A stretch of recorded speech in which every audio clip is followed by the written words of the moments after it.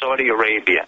And the Sumari 7, that is the wife of King Abdulaziz. Let's put it this way, very simply. The Faisal and Saud families are not legitimate heirs to Saudi Arabia. It was created by England. They created, in a concept called divide and conquer, a family that came out of Daria. Most of you saw that in the Lawrence of Arabia film. It does not exist. They are Wahhabis. They distort the Quran. The message of the Quran throughout history has always been peace and love and working with all of the religions. They were formidable, and the Wahhabis are the total distortion. The true descendants of Mecca and Medina are not the King Faisal of Saudi. They are the Hashemites.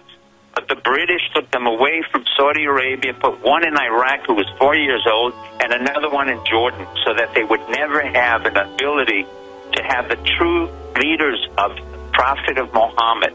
So what we have here is a collusion between Saudi Arabia and the neocon Jews of America and Israel against a president who, whether I like or dislike, and may have lied on Osama bin Laden, is the son it's the son of a CIA operative, the grandson of a CIA operative who understands very well what the issues of intelligence are, including the United States ambassador. I also know that they created a lot of agitation and propaganda in Morocco in order to force the Moroccan Jews to leave a very friendly friend to the Jews, King Hassan of Morocco.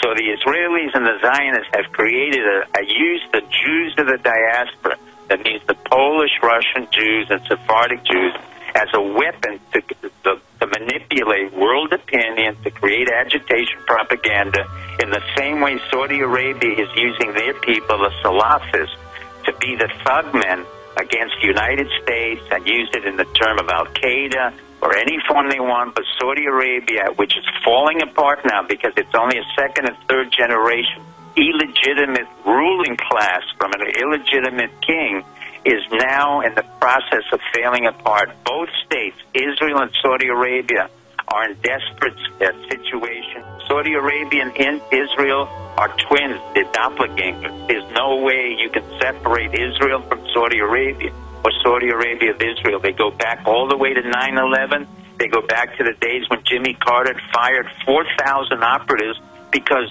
the people went to Saudi Arabia. Those people who were left in the agency went to Saudi Arabia, the Mossad, and the Pakistani ISI to reconstitute an intelligence service which was totally illegal.